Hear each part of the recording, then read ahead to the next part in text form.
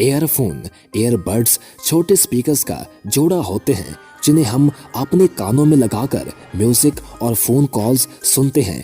लेकिन क्या आप जानते हैं कि ईयरबड्स की ऊंची आवाज से हमारे कानों को नुकसान पहुंच सकता है? तो आइए देखते हैं कि ईयरबड्स हमारे कानों को किस तरह नुकसान पहुंचाते हैं। हमारा कान 3 हिस्सों पर मुश्तमिल है जो आवाज यानी मिलकर काम करते हैं।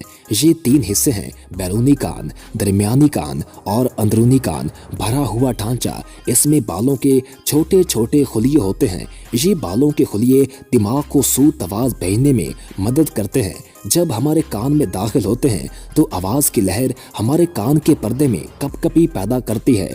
ये कपकपी फिर दरमियानी कान के रास्ते वाले हिस्से को भेजी जाती है। जैसा कि कोक्लिया एक स्याल से भरा हुआ चैम्बर है जिसमें बालों के छोटे छोटे खुलिये होते हैं।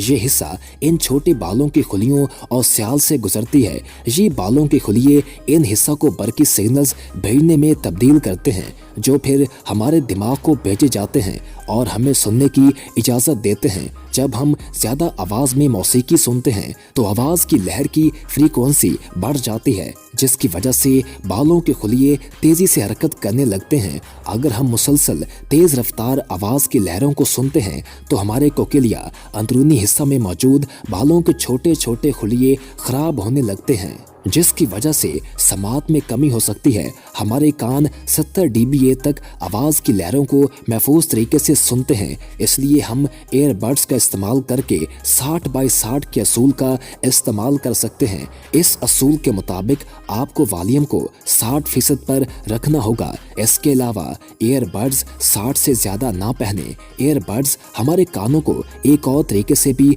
नुकसान पहुँचाते हैं। जब हम ईयरबड्स पहनते हैं तो हवा हमारे कानों में दाखिल नहीं हो सकती जिसकी वजह से कान की नाली नम रहती है जिसके नतीजे में बैक्टीरिया और फंगस तेज़ी से बढ़ते हैं और कान में इन्फेक्शन का बायस बनते हैं।